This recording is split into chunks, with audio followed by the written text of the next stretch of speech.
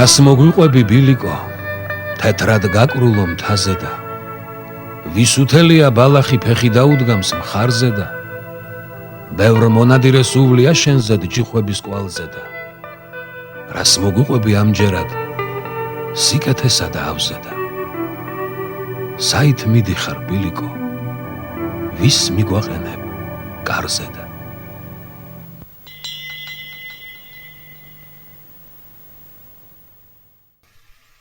ერთადერთი ეს გრუნტის გზა აერთებს პირიქითა ხევსურეთს დანარჩენ საქართველოსთან. წლის უმეტესი პერიოდი ეს გზა დაკეტილია მიმოსვლისთვის. გვიანი შემოდგომიდან გაზაფხულის ბოლომდე ეს გზა გაუვალი ხდება და პირიქითა ხევსურეთში გადასვლა მხოლოდ ცხენებით ან ვერტფრენითაა შესაძლებელი. ჩემ ზურგს უკან იწყება პირიქითა ხევსურეთი. ეს არის პირიქითა ხევსურეთის კარი. დათვი ჯვრის უღელტეხილი 2600 მეტრის ზღვის დონიდან. აქ მოხვედრილი მგზავრი საოცარი სილამაზის გარემოში ხვდება. სამხრეთით ჭაუხების მასივია გადაშლილი. ჩრდილოეთით კი დათვი ჯვრის უღელტეხილიდან არღუნის ხეობა იწყება. აქედან ყველა მდინარე ჩრდილოეთისკენ მიემართება. ჩვენ ბედმა გაგვიღიმა, როცა 3 კვირის ლოდინის შემდეგ ამინდები გამოვიდა. უღელტეხილი უსაფრთხოდ გადავლახეთ და პირიქითაში დავეშვით ლეგენდებთან შესახვედრად. თავისი გეოლოგიური აგებულებით პირიქითა ხევსურეთის მთებს პალეოზოური ქანები ქმნიან. 500 მილიონი წლის წინ წარმოქმნილი შავი ფიქლები კარგი სამშენებლო მასალაა. პირიქითას მთების სიმაღლე 2500-დან 4500 მეტრამდეა. აქ ალპური ჰავაა გაბატონებული. მთელი წლის განმავლობაში ცივი ამინდებია.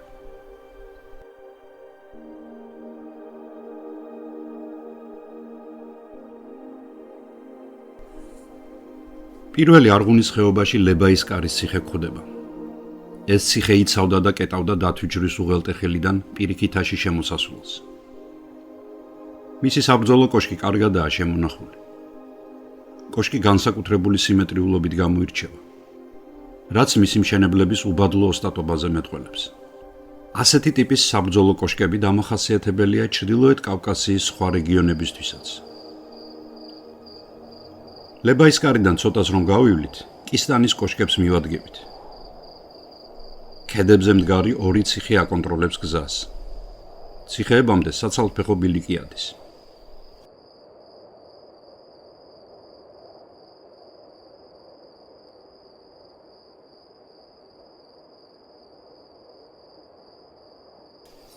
ხევსურების ყველაზე დიდი გვარის, ჭინჭარაულების საგვარეულო კოშკები ამჟამად მიტოვებულია. დღეს მხოლოდ კოშკების ნანგრევები გადაყურებენ არღუნის წყალს.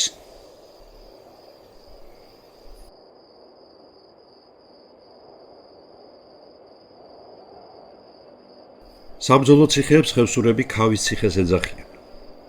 ქავის კარზე აჭედებდნენ მტრის მოჭრილ მარჯვენას ხევსურები.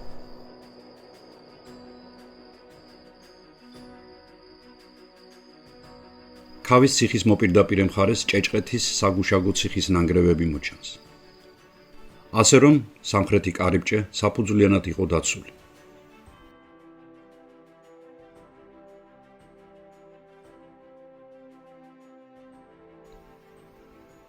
ზედაციხესთან პირველი ხევსურით შეკვდა. მუცუელი ნიკო დაიაური ზაფხულობით აქ აძოვებს ხოლმე საქონელს. კისტანი ესე ერთუდეს ხეობა. დამოუკიდებელი იყო. ყურის თავისი ქონდა, ეკონომიკა. აი მათი მოწმეები ესენი არიან ძეგლები.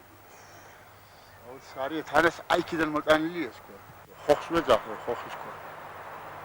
აი ხო, ეს ციხეების კარგი გამოდის. ქალაქში წავიდა და მოვიდა და მემრე. ო, შეხვდებოდა. ო ალკნიცას მშვიდობით მახვალ, მაგიყვანს ჩვენებს ალოცა მაღალღმერს მშვიდობით, აო, მარა სალამ, ქალამი, აბა როგორ იმგზავრე, რა ხარ, ვერ ვარო კაცო კარგად, ნაქალაკარი ვორაო, ნაქალაკარი ვორაო და ასე შემდეგ და ასე შემდეგ, ოიდე. რა, ეგი წერავს? ო, ხმას? ეს ნებერა.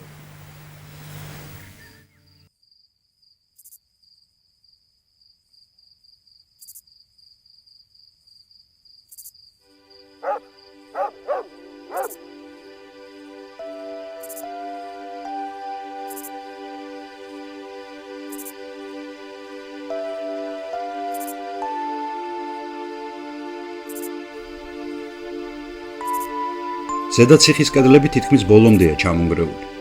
მიუხედავად ამისა, ის მაინც დიდ შთაბეჭდილებას ახდენს მნახველზე. აქედან ქვემოთ, წყლის პირზე შემორჩენილია სოფლის ნანგრევები. ადრე აქ 40-მდე კომლი ცხოვრობდა. ახლა კი მხოლოდ ჩაქცეული კედლებიღაა დარჩენილი. ყველგან იგრძნობა საუკუნეების სუნთქვა.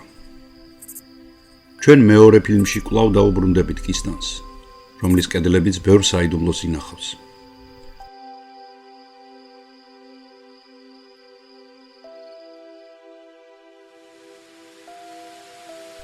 კისტანიდან არღუნის ხეობით პირიქითას გულისკენ მივემართებით.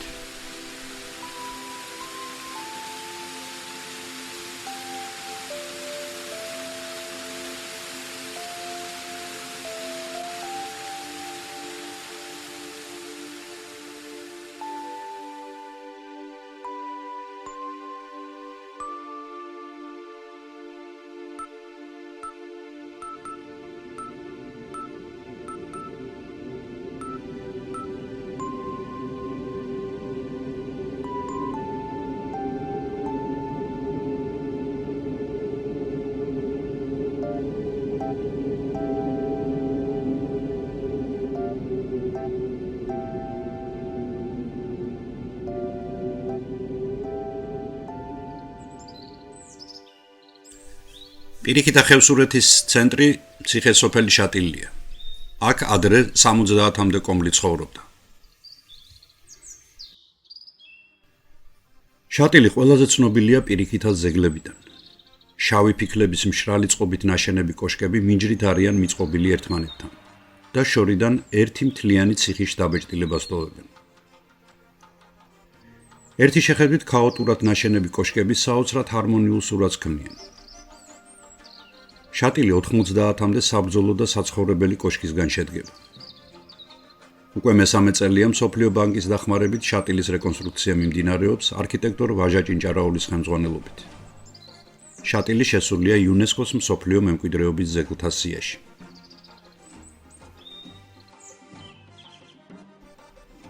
შატილი ჭინჭარაულების საგვარეულო ციხე-სოფელია. პირიქითა ხევსურეთი იმითაც არის გამორჩეული საქართველოს სხვა ისტორიული პროვინციებისგან, რომ აქ ყველა ციხე-სოფელს რომელიმე კონკრეტული გვარი განაგებდა. აქ ყველა მამაკაცს მეომრად ზრდიდნენ. ხევსური მეომრების ცხოვრების წესი განაპირობებდა არქიტექტურას და სოფლის გეგმარებასაც. მიუხედავად იმისა, რომ კოშკს როგორც თავდაცვითი, ასევე საცხოვრებელი ფუნქცია ჰქონდა, სოფლის შესასვლელებში აშენებული იყო განსაკუთრებით გამაგრებული ქავის ციხეები. ეს არის კიდევ ერთი უფრო გამაგრებული ცალკე სივრცე თვითონ შატილის შიგნით. ბრძოლის დროს იყო მოსალოდნელი, რომ რაღაცა ნაწილი შეიძლება მტერს დაეპყრო და უკვე მეორე უფრო გამაგრებულ სივრცეში გადადიოდა მოსახლეობა. ეს დიდი კარები არის, აქედან ცხენითაც შეიძლებოდა შესვლა, მაგრამ განსაკუთრებულად იყო გამაგრებული შიგნითა მხრიდან. ქავის ცენტრში არის წმინდა საბრძოლო ტიპის კოშკი. აქ არ ცხოვრობდა არავინ და იყო საბრძოლო, რომელიც 1813 წელს დაინგრა. ეს იყო ალექსანდრე ბატონიშვილის აჯანყება ერქვა ამ ბრძოლას, რომელიც 1803 წელს მოხდა და შეტაკება მოხდა მაშინ აქაური ადგილობრივ მოსახლეობას თან ერთად გაერთიანებული იყო კიდევ ნაწილი ჩეჩნების და ნაწილი ალექსანდრე ბატონიშვილის მომხრე ჯარისკაცებისა და პირდაპირ მოწინააღმდეგე მხარე იყო მაშინ რუსეთის სადამსჯელო ექსპედიცია, რომლებიც ზარბაზნებით და ძალიან კაი შეიარაღებით იყვნენ აქ გადმოსული და ამ ბრძოლაში დაინგრა სწორედ აი ეს საბრძოლო კოშკი. ცხენ სიძდავოთ მიდაგი ორკი ლურჯასაო კახელე. შატილის შიდა სივრცე ისეა მოწყობილი, რომ მომხდურს რაც შეიძლება გაძნელებოდა თითეული კოშკის აღება. ვიწრო გასასვლელების ჩაკეტვა ერთ კარგად მომზადებულ მეომარსაც შეეძლო. ხევსურები განსაკუთრებულ საბრძოლო ხელოვნებას ფლობდნენ. ხევსურეთში შვილად ვაჟი ითვლებოდა, რომელიც მხოლოდ და მხოლოდ მეომრად უნდა აღზრდილიყო. ამ მხრივ შატილი უძველეს სპარტანულ ქალაქ სახელმწიფოებს შეიძლება მივამსგავსოთ, სადაც მამრული საწყისი დომინირებდა. შატილი ყველაზე კარგადაა გამაგრებული პირიქითა ხევსურეთის ციხესოფლებს შორის. სამხრეთის კარს ქაჩუს ციხე კეტავს. ჩრდილოეთიდან კი ჩეჩნეთის შემოსასვლელს ანატორის ციხე. აღმოსავლეთ ნაწილში მუდმივად იდგა საბრძოლო რაზმი. ამ ადგილს ხევსურები ვეშაგებს, ანუ გუშაგებს ეძახიან.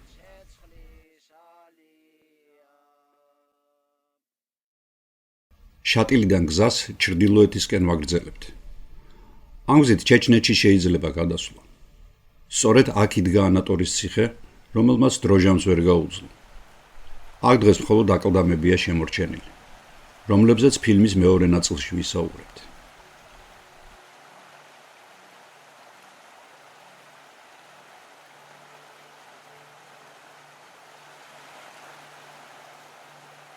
ანატორის აკლდამებთან არღუნს ანდაქის წყალი უერთდება. აქედან 2 კილომეტრში ჩეჩნეთია. 500 მეტრში რუსეთის სასაზღვრო საგუშაგოა. ანატორის ციხის ადგილზე კი ჩვენი სასაზღვრო ჯარის საგუშაგო.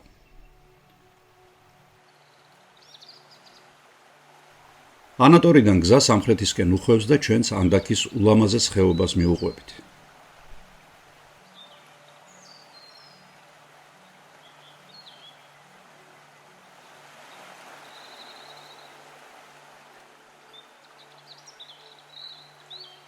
რამდენიმე კილომეტრის გავლის შემდეგ შვეულ კლდეზე აგებული პიზას კოშკივით გადახრილი მუცოს საგუშაგო კოშკი გამოჩნდა.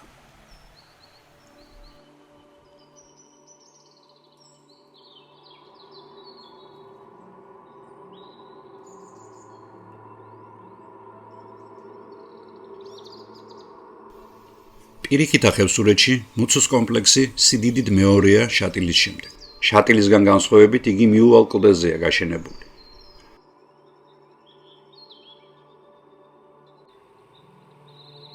მუცოს კოშკები მთლიანად დაცლილია, ხოლო მის ძირში ცხოვრობს ერთი ოჯახი.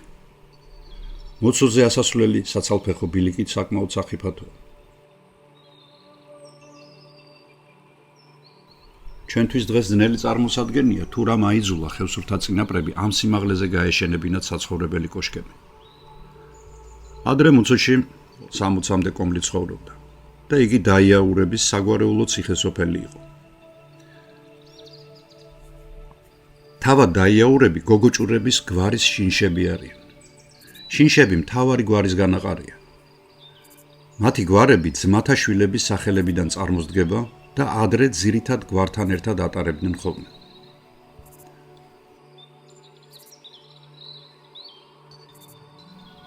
აქედან ანდაქის მოპირდაპირე ფერდობზე რამდენიმე ოჯახს დაუდია ბინა. სწორედ მათი წინაპრები ცხოვრობდნენ ადრე მუცოში.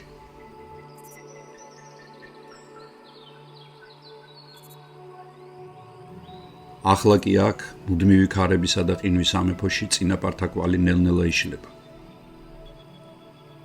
საცხოვრებელი კოშკების სახურავები მთლიანად ჩაქცეულა.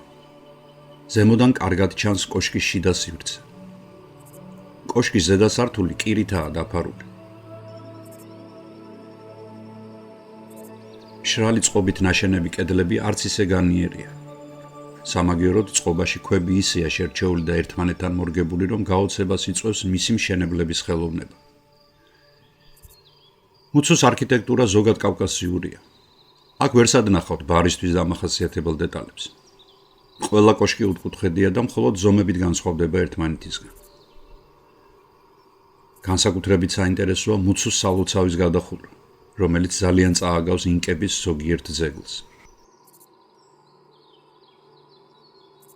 მუცოს სოფლის ბოლოში აღმართულია თორღვა საბრძოლო კოშკი, რომელიც დღემდე ამაყად გადაყურებს ანდაქის ხეობას. მუცოს საცხოვრებელი ნაწილის შენობები მთლიანად სამხრეთისკენაა მიქცეული, რათა მაქსიმალურად მიეღოთ მზის სითბო. ეს ზოგადად მთელი ხევსურეთისთვისაა დამახასიათებელი. ეს ხევსურთა რწმენითაც აიხსნება, რომელზეც ასევე ფილმის მეორე სერიაში ვისაუბრებთ. მე-20 საუკუნის 30 წლებამდე მუცოში ჯერ კიდევ ჩქეფდა სიცოცხლე. მაგრამ ხევსურთა ბარში იძულებითი გადასახლების შემდეგ და მხოლოდ რელიგიურ დღესასწაულებზე თუ ცოცხლდება გარემო.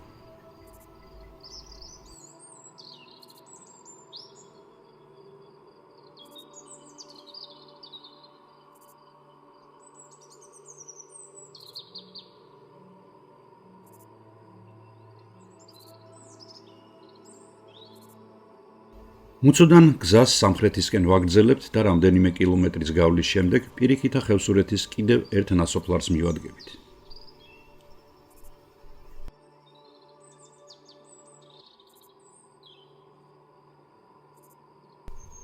მუცუდან დაახლოებით 10 კილომეტრში მდებარეობს ციხესოფელი არდოტი.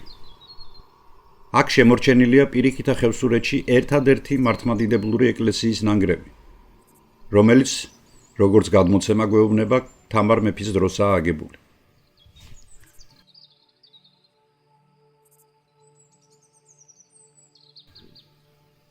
მე-12 საუკუნეში ხევსურები რელიგიურ ნიადაგზე აჯანყებულან და თამარ მეფემ თავისი სარდალი, ივანე მხარგრძელი გააგზავნა დიდი ლაშქრით. სისხლისმღვრელი ბრძოლების შემდეგ რიცხობრივად რამდენჯერმე ნაკლები ხევსურები დამარცხებულან და ცენტრალურ ხელისუფლებასთან დაზავებულან. ეკლესიაც იმდროინდელია. იგი დღეს დანგრევის პირასაა მისული.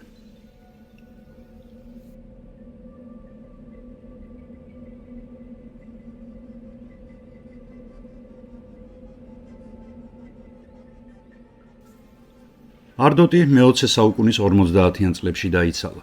საბჭოთა ხელისუფლებამ ხევსურების ძალით გადასახლება დაიწყო. ის, ვინც უძალიანდებოდა, სახლებს უფეთქებდნენ. ყოველივე ამან შედეგი გამოიღო და დღეს არდოტი ნასოფლარია. უპატრონო დარჩენილი კოშკები თითქმის მთლიანადაა ჩამონგრეული.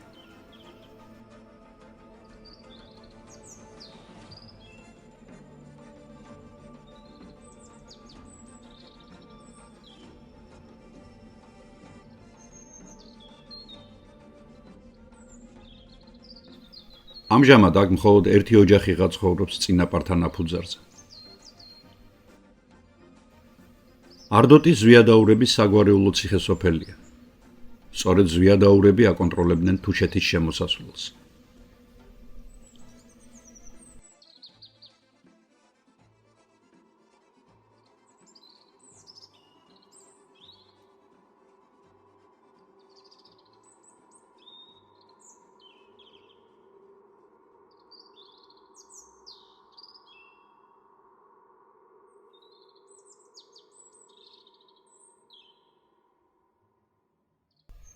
არდოტში ღამეს ვათევთ და დილით გამყოლებთან ერთად პირიქითას ერთ-ერთი განაპირა სოფლისკენ, ხახაბოსკენ მივემართებით.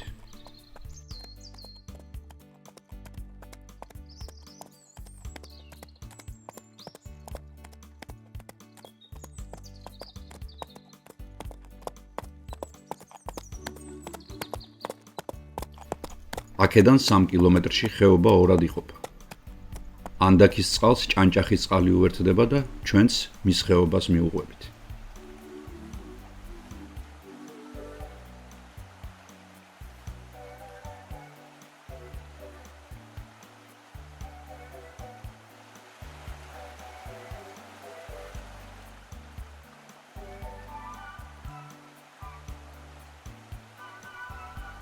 აღმართებიანი გზა ძალიან გაიწელა.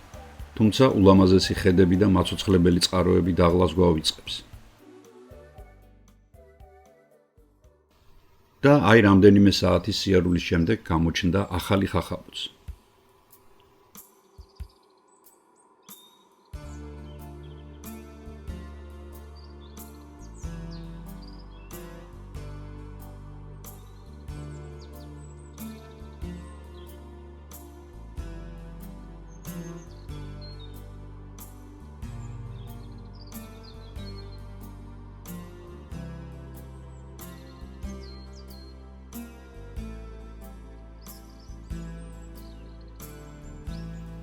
ახალ ხახაბოში მხოლოდ ერთი ოჯახი ცხოვრობს.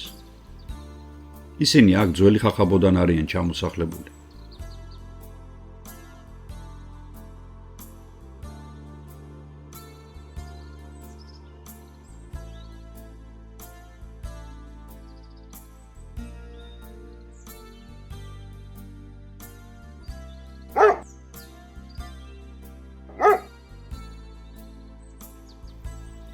ახალგაზრდები სასაზღვრო ჯარში მსახურობენ და ასე აგრძელებენ თავიანთი მეომარი წინაპრების ტრადიციებს.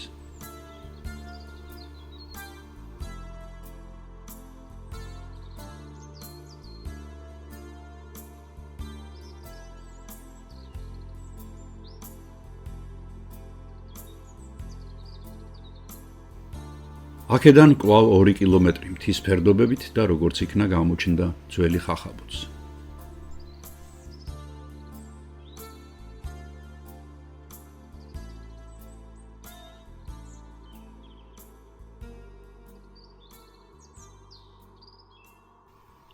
ძველი ხახაბოთი იკვრება პირიქითა ხევსურეთის სოფლების ჯაჭვი. აქ 2000 მეტრზე ზღვის დონიდან ჯერ კიდევ ბინადრობს 2 ოჯახი, რომელთაც ძალიან მკაცრ პირობებში უხდება ცხოვრება. ხახაბოელები თოვლის მოსვლის შემდეგ 4-5 თვე გარე სამყაროს სრულად არიან მოწყვეტილი.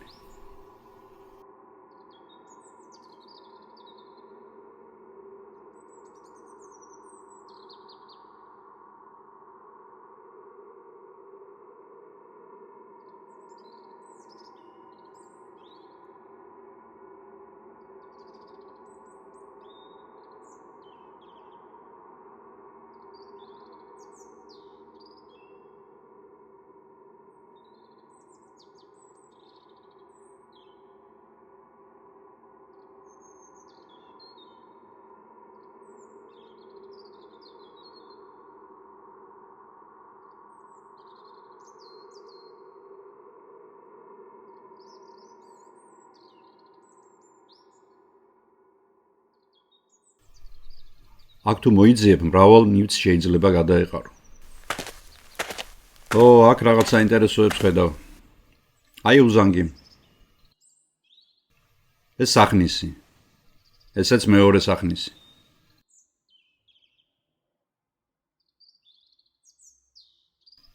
ისე უზანგი. ჟანგიანი კარაბინის ლულა თავისი ხიშტით.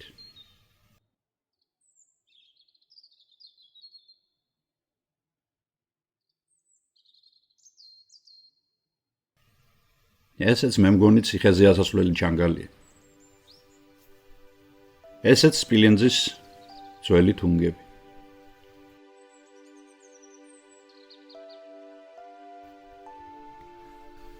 ძველი ხახაბო თავისი მდებარეობით ბევრისთვის უცნობია. სხვა ციხესოფლებისგან განსხვავებით იგი გეგმარებით გამოირჩევა. ციხესოფელი სამნაწილიანია: ქვედა, შუა და ზედა ხახაბო. ამას ის განაპირობებს, რომ ხახაბოს მოსახლეობას გოგოჭურების შინშების 3 გვარი წარმოადგენდა. ხახიაურები, მინდიკაურები და მამიაურები ქმნიდნენ ხახაბოს თემს. ადრე ხახაბოში 50 კომლამდე ცხოვრობდა და სოფელს 200-მდე კარგად შეიარაღებული და გაწვრთნილი მეომრის გამოყვანა შეეძლო. უსაზღვრო სევდა ხახაბოელთა თვალებში. მხოლოდ 2 კაციღაა დარჩენილი წინაპრების აბალახებულ ნასოფლარზე.